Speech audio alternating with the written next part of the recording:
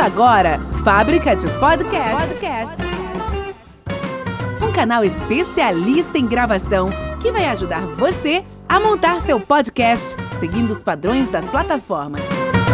E aí, pessoal, bom dia, boa tarde, boa noite, boa madrugada. Tá começando mais um episódio da Fábrica de Podcast.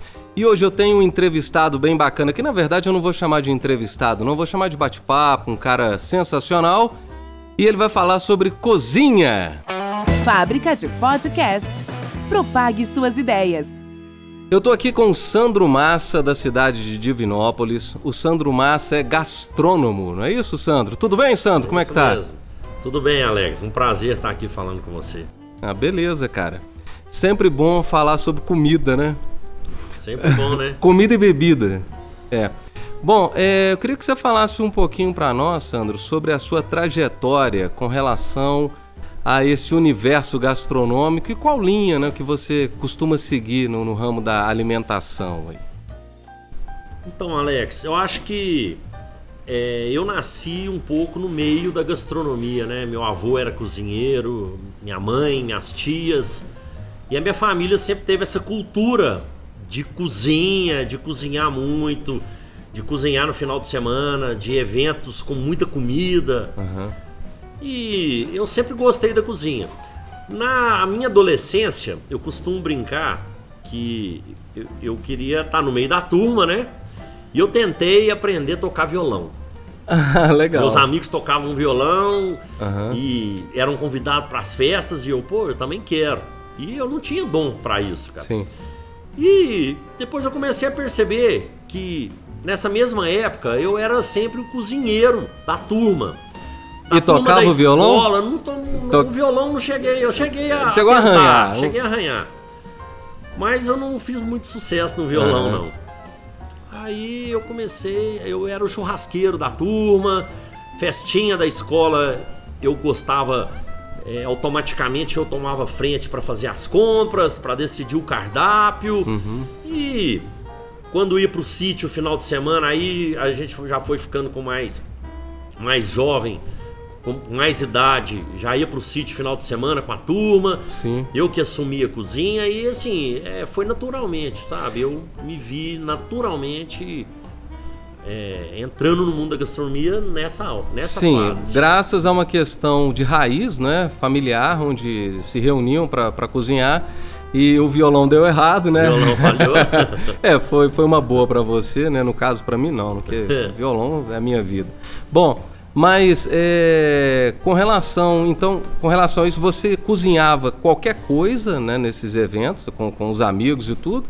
Ou você só fazia o churrasco e a maionese, coisa desse tipo? Não, eu lembro que a primeira coisa que eu fazia era o macarrão. Macarrão? Eu sempre fazia nas festas, aí eu fazia o churrasco. Sim.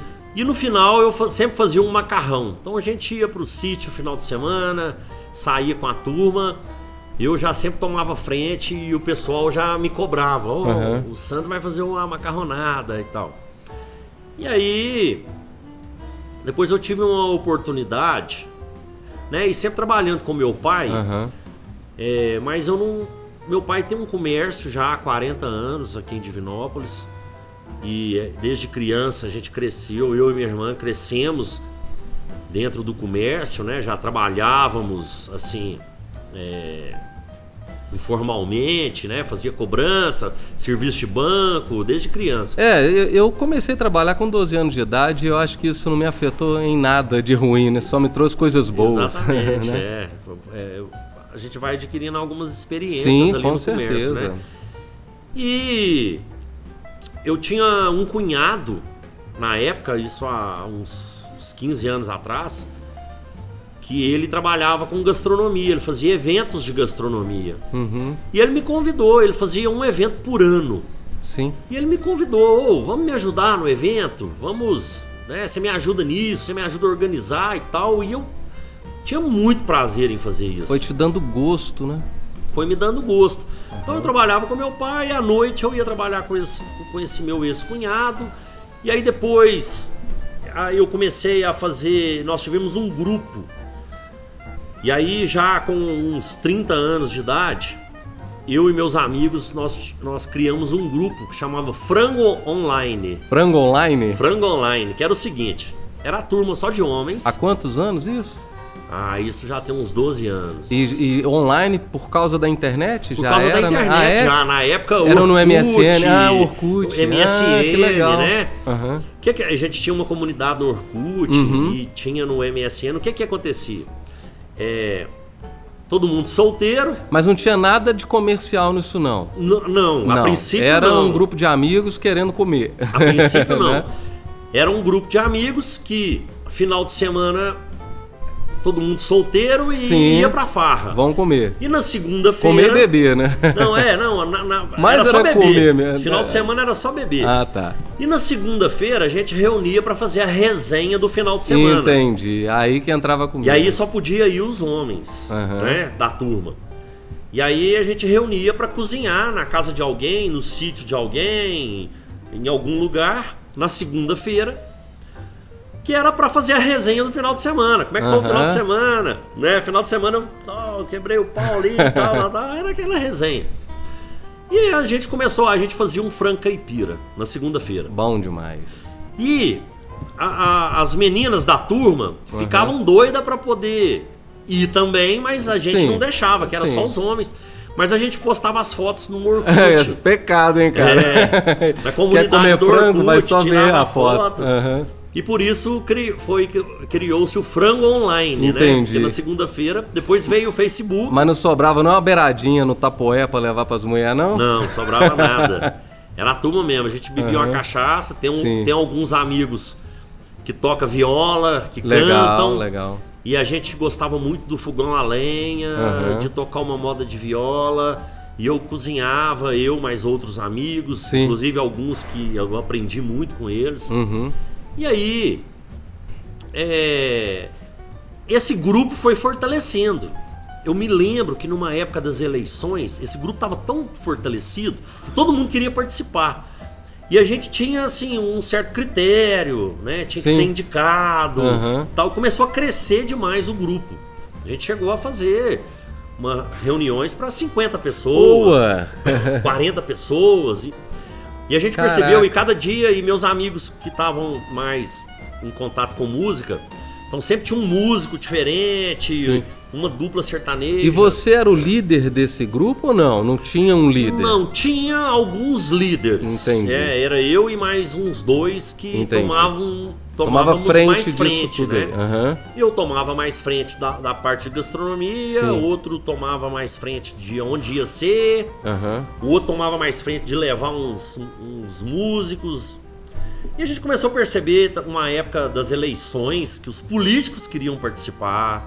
Olha, foi ficando um network, né? Foi ficando um network. Na época essa palavra ainda não estava em alta, talvez nem existia, né? Mas era um network. Eu ainda não tinha pensado nisso, mas era bem um network. E aí os políticos queriam participar, e aí as pessoas queriam que a gente fosse para casa delas. Então era uma coisa muito legal receber o Frango Online na sua casa, no seu sítio. Aí ele passou a ser comercial? Ou não? Não. Aí nós começamos a participar de festivais de gastronomia. Sim. Mas tudo ganhamos de forma ainda prêmios, amadora, não profissional. Totalmente amadora. Junto e vamos, né? Sim. É como um festival de música. O cara toca uma viola e canta, ele participa de um festival de música. Exatamente. E aí começamos a participar de alguns festivais de gastronomias, começamos a ser convidados para cozinhar em eventos de empresas, essas coisas. E aí começou a ficar meio comercial, e alguns integrantes do grupo não gostaram da ideia. Ah, tá. É então porque aí partiu para o financeiro. Partiu para o financeiro. E alguns integrantes do grupo não acharam a ideia legal, porque eles queriam... Queria descontração, lazer e pronto, acabou. Queria privacidade. Sim. E aí outros integrantes já queriam aproveitar o momento para crescer de alguma forma. Exatamente. Né? E aí nesse pequeno conflito, né, assim, é um pequeno conflito mesmo, porque somos todos amigos até hoje. Inclusive até hoje tem a reunião, sabe? É mesmo? Mas não chama Frango Online mais. Chama Frango Online até online? hoje. Que interessante. Hoje eu estou um pouco mais afastado, né? Porque eu trabalho geralmente dou aula nas segundas, mas Sim. sempre que posso eu tô junto com o pessoal. Aham.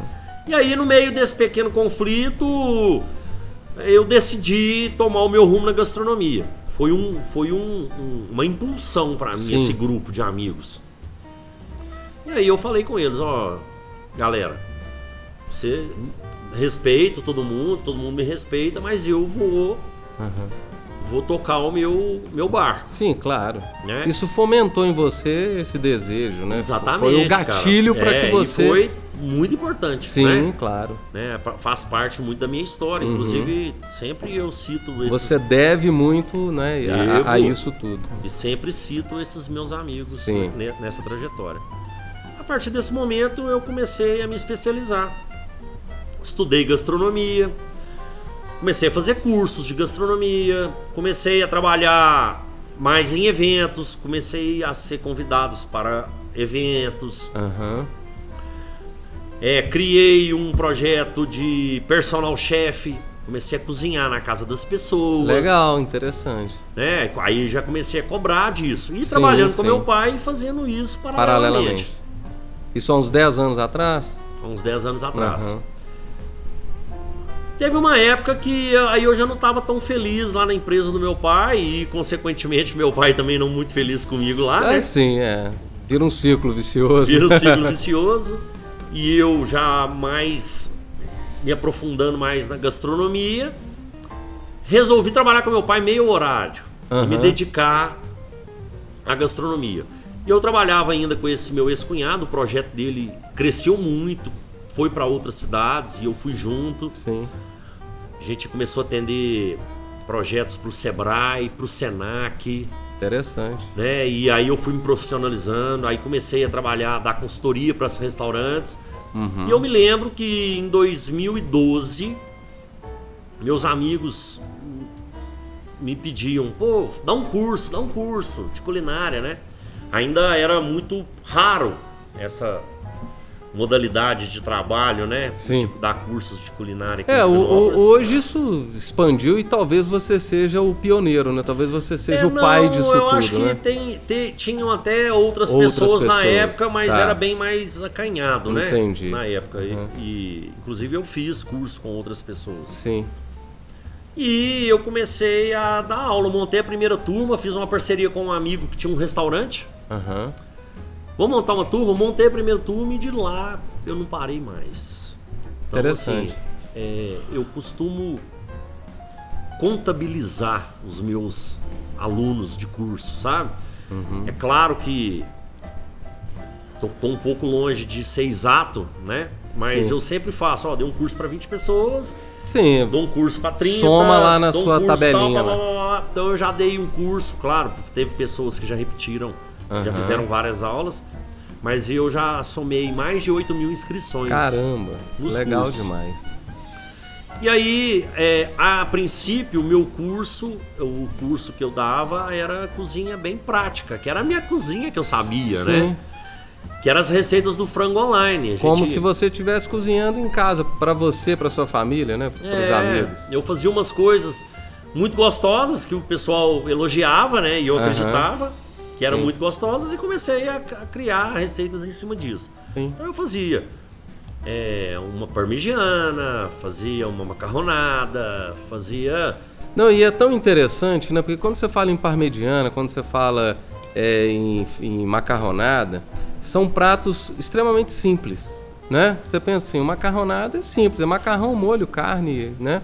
Tempero e pronto. Parmegiana é um bife à milanesa com um molhozinho por cima e um queijo e talvez um presunto, né? Varia, né? Mas é muito interessante que esses pratos simples, na mão de quem sabe fazer, eles ficam excelentes. Às vezes a gente tenta fazer em casa e não tem o sabor, né, que por exemplo, você faz. Né? Então, a gente começou a perceber que a gente não conseguia comer esses pratos quando a gente queria, né? Muitos restaurantes fazem, mas cada um com a sua deficiência. E depois eu fui até entender, sim, né? sim. Depois que eu fui trabalhar dentro de restaurantes, eu fui entender a dificuldade. Mas existe um processo a ser respeitado, os ingredientes de qualidade, todo o processo de preparação que faz o prato se tornar excelente. Eu entendo como o que você quer dizer com isso. Por exemplo, eu dei um curso, né, há pouco tempo, tenho esse curso agora, né, gravando sua banda em casa e mostrando para o pessoal lá que, por exemplo, dentro da linha de gravação, né, compressor, recompressor, equalizador, reequalizador, expander é expander, limiter é limiter, câmera de efeito é câmera de efeito. Só que você precisa saber manipular isso aí para fazer com que a mixagem fique perfeita. Da mesma forma, uma receita, né? Até eu cito um exemplo bastante interessante, que até um mestre da masterização, Carlos Freitas, se não me engano, ele disse isso, a história das cores. Você contrata um pintor para ir na sua casa e você coloca na mão dele lá 10 variações de cores. Ele pega essas 10 variações de cores de forma aleatória e faz uma cor na parede fantástica. Você chega para ele e fala assim, cara, eu quero que você pinta a parede inteira dessa cor. Ele vai chegar para você e falar assim, eu não consigo mais fazer essa cor. Por quê? Porque ele não teve um critério, ele não teve ali uma dosagem. Na cozinha a gente chama de ficha técnica. Então, se ele pega ali 10% da cor X, 5% da cor Y e assim por diante, ele criou um formato, ele se organizou e essa organização serve para tudo, né, na vida, né? Não só para cozinha, não só para pintura, né? Mas é bem interessante. Na cozinha a gente chama de ficha técnica, é um manual, né? Então... Por isso que existe a receita, 3 ovos, um copo de leite, né? E por aí vai. Eu acredito muito que todos os restaurantes deveriam ter, apesar de que são poucos que têm. Sim, isso gera um padrão, porque eu acho que restaurante, que alimentação tem que ter padrão. Por exemplo, se o restaurante tal faz sucesso com uma parmegiana, eu tenho que ir lá comer a parmegiana dele hoje e tenho que voltar daqui um ano e comer a mesma parmegiana. Como se ele tivesse feito a mesma mesmo. Padrão de qualidade. Se eu como um hambúrguer do McDonald's ali no BH Shopping, eu preciso comer o mesmo hambúrguer lá em Orlando. Exatamente. Né? Eu acho que esses padrões na alimentação eles são muito importantes. Até porque você vai num restaurante com um amigo e come um feijão sensacional, na semana que vem você quer levar sua esposa para comer. Sim, e esse chega lá, mesmo, não é esse mesmo feijão. E eu percebo que muitas empresas pecam nessa questão do padrão, porque esse padrão ele é importante, inclusive para gerar uma personalidade, uma marca para essa empresa com aquele alimento. Exatamente. Assim como ela tem uma marca auditiva, uma marca visual, não é? Uma marca até de fragrância, é importante que ela tenha a marca no próprio produto dela, gerando aquele padrão.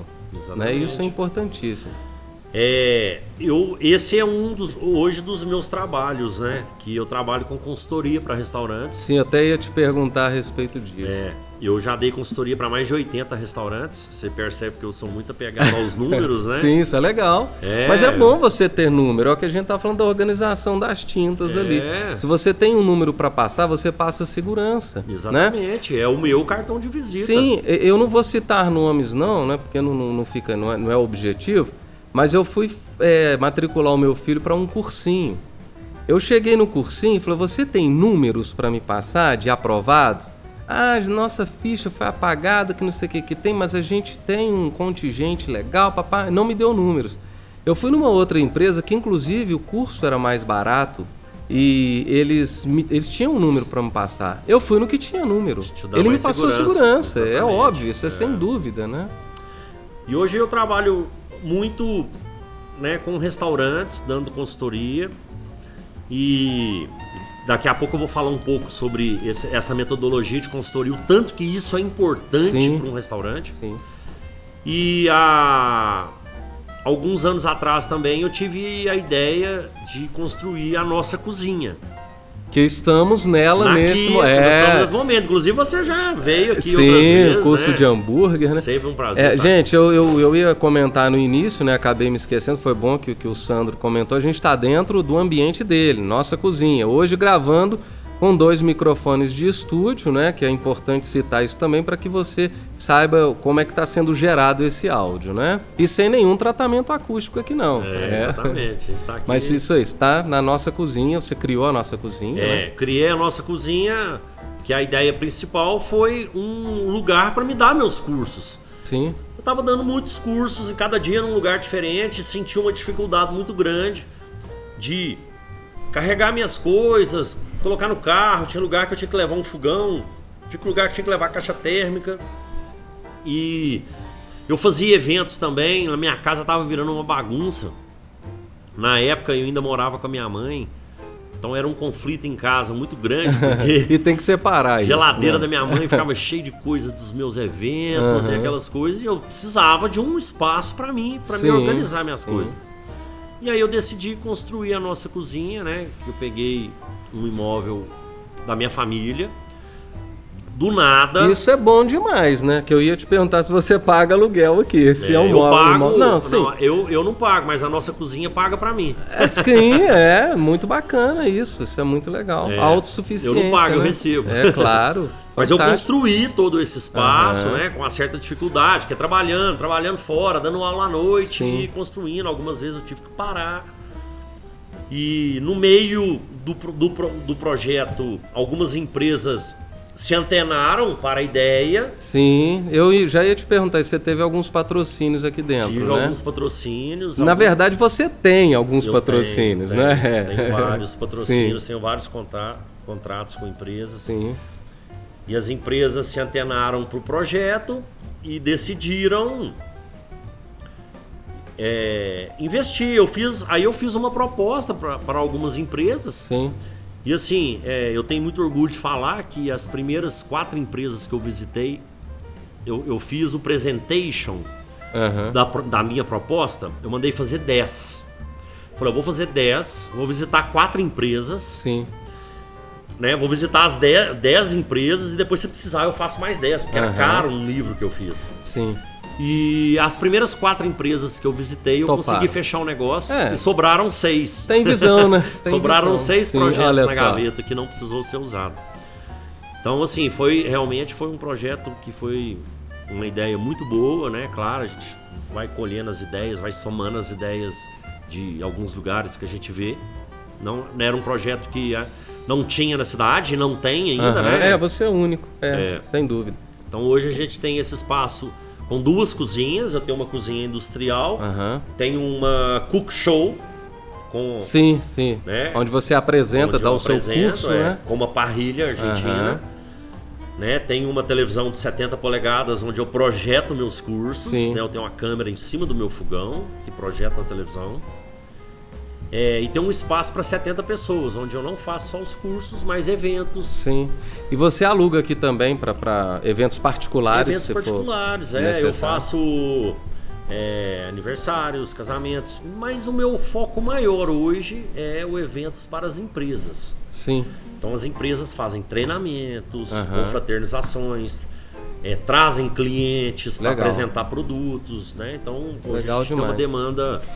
Ô Sandro, você me falou no início aqui sobre um projeto agora que você está implantando em orientar quem quer ser profissional da gastronomia, mas de uma forma mais abrangente, não só dentro da cozinha, né? Mas com tudo que tem por trás, os bastidores disso tudo, né? Que é a questão da organização administrativa disso... o burocrático, né? Que muita gente às vezes não pensa nisso, pensa que é aprender a cozinhar, cozinhou já tá bom, mas ele não pensa em vender o seu próprio produto, vender o seu serviço, e você está criando isso. Fala um pouquinho sobre isso. Alex, eu formei muitas pessoas, né? Quando eu falo assim, eu tenho muito orgulho de falar que eu já formei muitos profissionais, muitas pessoas que trabalham, que estudaram, fizeram cursos comigo, depois me auxiliaram e hoje são profissionais também, né? Mas eu gosto de falar isso, falo com muito orgulho, mas sempre lembrando que também eu sou aluno também, né? Sim, claro. Tem dia que eu tô dando aula, tem dia que eu tô estudando. Claro, então, né? Sem dúvida. Nós conversamos sobre isso mais cedo, né? Quando acho que a maior tolice do ser humano é achar que sabe tudo. Sim, inclusive... E fechar as portas para novos conhecimentos. Inclusive eu te falei que eu só cresci mais e depois que eu enxerguei isso em mim, né? Falei, opa, enquanto eu pensava que eu sabia tudo, estava dando errado. A partir do momento que eu fui humilde, né? Falei assim, opa, eu preciso aprender. E a gente aprende com quem a gente nem imagina, olha, né? Eu já trabalhei em vários restaurantes e não teve um lugar que eu não fosse, que eu não aprendi alguma coisa com a tia que trabalha lá há 40 anos dentro da cozinha, mas que não tem formação nenhuma, e eu aprendi alguma coisa pessoa simples que talvez pessoas podem até subestimar, né? E que é aquela pessoa que vai te dar, às vezes, uma solução para uma coisa que estava te incomodando há tanto tempo, né? Um tempero, né? É, exatamente. Então, esse projeto que eu estou para lançar, eu convidei alguns profissionais também para entrarem junto comigo nesse projeto, que ele funciona da seguinte forma. Nós estamos criando e vamos lançar em breve um curso de capacitação para a pessoa que quer se tornar um profissional da gastronomia. Não só na cozinha, mas entra no quesito... Tudo que envolve, né? De fazer um orçamento, fazer um contrato... Saber dar o valor, né? Precificar, fazer uma proposta, como que ela vai se portar diante do cliente, o que ela vai oferecer, ela vai saber identificar o tipo de cliente para oferecer o tipo de cardápio, aprender a contratar uma equipe, a treinar a sua equipe, a postura que ela deve exigir que a sua equipe tenha. A intenção é o seguinte, eu desejo profissionalizar essa classe. Sim, e é muito interessante e é inovador, porque a gente vê muito aí os cursos, mesmo com o nome de profissionalizante, né? E cursos, às vezes, de franqueados que a gente vê por aí, que ele só ensina a cozinhar, só leva para a cozinha e pronto, acabou, o resto você se vira. Né? Eu quero trazer essa experiência de participar de grandes eventos, de trabalhar em grandes restaurantes. E o mais interessante, né, que quebra muitos paradigmas e até tem muita gente aí que pensa de forma contrária. Vou gerar um curso assim, eu vou gerar concorrente para mim, né? Né? Muita gente pensa dessa forma, mas eu acho que é justamente o contrário. Você cria parceiros. Né? E você vai criando uma rede. E você não deixa de ser referência, né? Você é o mentor. Você é o mentor de tudo. E eu acho que quando a gente ensina o que a gente sabe, a gente não cria concorrente, a gente gera admiração. Sim, com certeza. E respeito. Respeito, né? Então, eu já tenho os concorrentes. Sim. Né? E por que não os meus concorrentes trabalharem num nível que eu acho que eles podem melhorar muito? Sim. Claro, eu tenho muito concorrente, parceiro, eu não tenho rixa com ninguém. Sim. Mas eu tenho muitos concorrentes que são muitos profissionais. Mas eu vejo uma galera começando de uma forma muito errada e acaba... cheia de receios, né? Cheia de dedos. E isso acaba atrapalhando um pouco o mercado. Sim. Perde qualidade, perde referência do mercado. Eu acho que a palavra que mais causa problema dentro do mercado é a palavra prostituição de mercado, né? Essa prostituição de mercado, ela acaba, inclusive, com o forte às vezes, né? Porque ela diminui e coloca o produto, às vezes, um produto que é grande, ela derruba esse produto. A prostituição derruba um produto, né, um serviço. Já aconteceu comigo várias vezes, do meu colaborador, que trabalha comigo, aprende um pouco sim, e da sai para arte, concorrer com você, entre aspas. E sai para né? concorrer, e aí o que acontece lá fora na realidade? Ele não tem o equipamento adequado. E nem o conhecimento.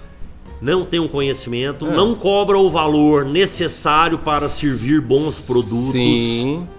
E ele acaba chegando lá fora e fazendo um trabalho mal feito. Sim. E acaba espirrando a gente. Espirra, é o que eu falei. Ele derruba um produto.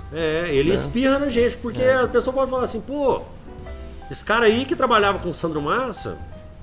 né? Não aprendeu nada. Sim, com certeza. Ou aconteceu também do meu colaborador chegar pra mim e falar assim, eu tinha combinado com você de trabalhar com você tal dia, mas eu não vou poder. Por ele ter pegado um serviço por fora para ganhar um pouco mais. Sim. E você, não, tudo bem, eu acho que ele tem que ir mesmo. Uhum. Mas aí o cara vem e te ele peça, vai, né? Você pode me emprestar sua panela, você pode me emprestar o seu forno? Aí já começa a ficar complicado, né? Então, tipo assim, ele te deixa na mão, pega o seu cliente e usa seus equipamentos. Aí ferra tudo. Então, assim, a minha intenção foi isso. Eu senti isso na pele, eu senti um crescimento muito grande de pessoas que querem se profissionalizar, né? E eu vejo também que eles precisam de alguma orientação, né? E quem me dera se eu tivesse essa orientação, tivesse tido isso na época. Com certeza. Porque, Alex, a gente erra até hoje, né? Claro, a gente busca sempre não errar a mesma coisa. Errar é humano e a gente vai errar todo dia, né? Mas a gente só não pode errar a mesma coisa todo dia, né? Não, aí é aquele ditado, né? Errar humano, prevalecer no erro é burrice. Permanecer no erro é burrice. É incompetência, mas eu acredito que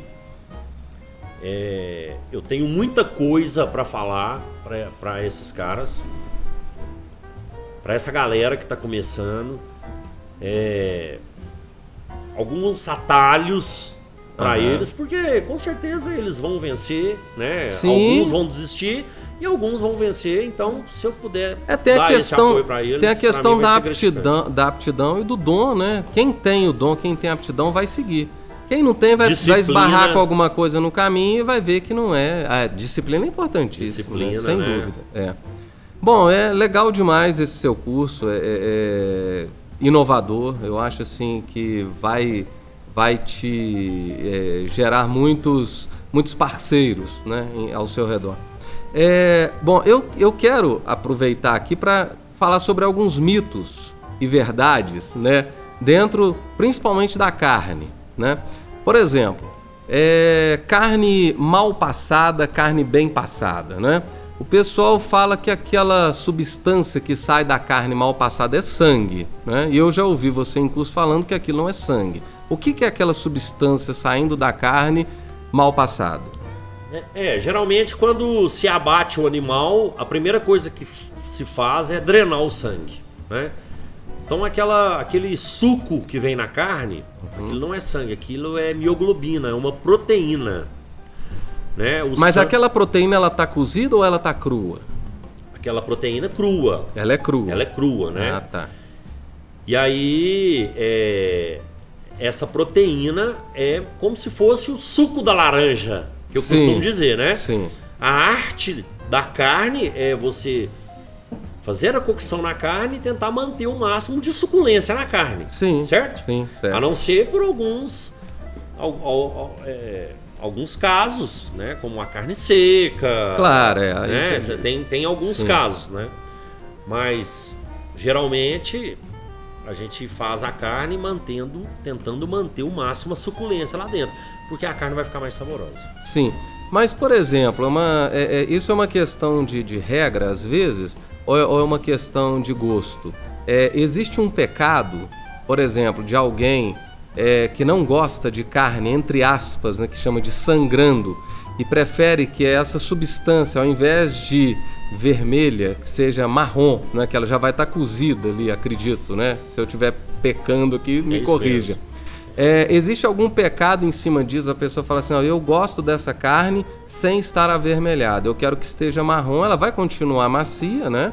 Sem problemas. Ela vai endurecer um pouco mais, claro, mas ela vai manter as propriedades de sabor e tudo, e a pessoa gosta disso. Tem algum problema? É uma questão de gosto ou não? Seria um pecado, uma carne nobre, passar do ponto? Olha, tem um meme que eu acho muito interessante, que é um chefe de cozinha fazendo uma cara bem de repugnação, e fala assim, quando o cliente pede uma carne bem passada, o chefe de cozinha não gosta. Por quê? O profissional, ele sabe que o maior concentração de sabor na carne está nela ao ponto. Sim. A partir do momento que ela passa do ponto, ela começa a perder sabor. Entendi. Agora, eu acredito também que o profissional tem que atender o cliente de acordo com o gosto do cliente. Sim, claro. Eu acho que o primeiro passo é mostrar para a pessoa tentar que ela experimente a carne mais saborosa. Quebrar um paradigma na vida dela. Quebrar um paradigma, né? olha, isso não é sangue, isso é proteína, né? A não ser se você tiver alguma restrição de nutrição proteica, né? Claro. Então, a não ser se você tiver isso, não vai te fazer mal, né? Claro. Tem até estudos agora recentes que comprovam que eles tentaram provar há muito tempo que a carne vermelha faz mal para a saúde e tal. E retroagiram agora. Então, tá provado que não faz mal, que é saudável, né? Sim. Que proteína é necessária. Então, cabe a gente, profissionais, mostrar. Então é uma questão de bom senso. Uma questão de bom senso. Existe uma regra, claro. Existe uma regra de sabor. Sim, mas pode-se ter um bom senso no momento que uma pessoa solicitar uma carne num ponto que ela vai estar satisfeita. Né? Alex, existe uma técnica que você pode servir uma carne sem que ela esteja, igual você falou, entre aspas, sangrando, né? Vermelha. Mas que não esteja seca, que esteja suculenta. E venham participar da nossa aula de churrasco, que a gente vai ensinar essa técnica, sabe? Existe um processo químico que ele só acontece no fogo alto, né? Que é uma fusão que acontece entre as proteínas e os carboidratos da carne, onde ele vai dar uma crosta nessa carne, vai selar essa carne, mantendo a suculência lá dentro. Sim. Então, quanto maior o corte, mais difícil imagina. ela vai secar. Sim. Né? Mas existem técnicas de fogo bem alto que você faz em carnes com espessuras mais finas, não ficando vermelha para quem tem essa versão de carne vermelha, mas mantendo suculência e sabor. Ótimo. Só mais um mito, aí a gente encerra. Com relação ao corte da carne, a gente até conversou sobre isso anteriormente aqui antes da conversa. O corte da carne influencia nela como um todo. Por exemplo, se a pessoa pega uma carne para cortar, porque eu já ouvi falar muito disso, que se você cortar uma carne ao contrário, você tranca as fibras dela e ela fica dura. Isso é verdade ou é mito? De que isso vai trancar as fibras dela e ela vai ficar dura? Não, isso é mito. A questão do corte correto é muito importante. Mas não porque ela vai trancar as fibras da carne. É mais na questão da mastigação. Sim. O corte correto da carne, que seria contra as fibras, quando você pega uma peça de carne e já quebra as fibras delas ali no primeiro corte. Por exemplo, vou dar um exemplo aqui para o pessoal que está escutando entender um pouco. Você pega uma picanha e corta ela perpendicular às fibras dela. A gente consegue imaginar perfeitamente esse corte. Né? Faz o corte perpendicular às fibras, você já quebra um pouco das fibras, facilitando a mordida, a mastigação. Então, quando você mastigar a carne, quando você morder a carne, você vai sentir que ela vai soltar com mais facilidade na sua boca. Sim, faz sentido. Quando você corta ela a favor da fibra, ela tem uma resistência. Uma forma contrária do comum de se cortar uma picanha, né, na cabeça das pessoas, né? Uma forma contrária do comum de se correto, cortar, né? Do que a gente vê aí, né? Você vai ter na hora de morder, você vai ter uma resistência. Eu gosto de dar um grande exemplo. Sabe quando você vai no espetinho da esquina, pede um churrasquinho de boi? Né? Que lá eles falam churrasquinho de boi, que você não sabe o que é. Não sabe o que é aquilo, né? Você pega um churrasquinho de boi e morde e ele não sai. Sim. E aí você tem que fazer uma força muito grande, às vezes até quebra o espeto. É porque ele foi cortado ao contrário. Aí você fala, aí a primeira coisa que você vai falar, isso era uma carne de segunda. Talvez não seja. Talvez não seja. Talvez seria uma carne boa, manipulada de forma incorreta. Faz sentido. Algumas vezes a gente vai num restaurante comer um filé mignon e aí vem... Pô, não é filé, me enganaram. Às vezes é um filé, de altíssima qualidade, porém manipulado de forma incorreta. Então isso é muito importante. Entendi. Não, bacana demais, Sandro. Só mais uma perguntinha rápida. O massa no seu nome está relacionado à culinária ou é sobrenome mesmo? Não tá. É o seguinte, o massa é um apelido de infância. Por causa do macarrão, não? Não, nada não também por causa do macarrão. Coincidentemente, eu adotei o nome, né? Eu me lembro que na época das redes sociais, meu nome é Sandro Campos. Quando eu falava Sandro Campos, ninguém sabia quem era. Né? meus amigos já, desde a adolescência, Então já me foi- chamavam de Massa. É mais naquela questão do e aí, Do massa, né? E aí, Maneiro. Massa, maneiro? Mas é interessante que casou perfeitamente, né, com a gastronomia, com a culinária. Quando eu comecei a trabalhar com gastronomia, eu já tinha apelido de Sandro Massa. E aí eu adotei o apelido, né? Porque eu nunca me importei de me chamar de Sandro Massa. Era uma Legal. forma carinhosa que meus amigos me chamavam. Sim, perfeitamente. E aí acabou virando uma marca. Aham. Né? Ótimo, cara, muito legal. Gostei demais de conversar com você, Sandro, foi um prazer. Deixe suas redes sociais, algum contato que você quer deixar para a turma aí, né, até com relação a esse novo curso. Então, eu acho que o contato mais prático que tem é o Instagram, @SandroMassa. Perfeito, ali no direct, te Ali chamou, no direct, acabou. lá tem meus contatos, tem Fala de novo. Tem o @SandroMassa. @SandroMassa. Beleza. Então tá bom, Sandro, grande abraço. Foi muito bom falar com você. Obrigado, tá? Alex. Qualquer dia a gente volta a se falar aí. Quem sabe você não cria o seu canal de podcast. Olha, né? Aproveitando, né, esse gancho aqui que a gente está encerrando agora mais um episódio da Fábrica de Podcast. Lembrando que você pode fazer o seu podcast desse jeito que a gente está fazendo aqui. É só você acessar lá fabricadepodcast.com.br que você vai saber tudo sobre isso aí. Acessa também a gente aí nas plataformas, no Spotify, no Deezer, no iTunes, né, que é no Apple Podcast, e no YouTube. Grande abraço, galera. Até o próximo episódio. Valeu! Você ouviu Fábrica de Podcast. Você conta a história e nós fazemos o som. Te espero no próximo episódio.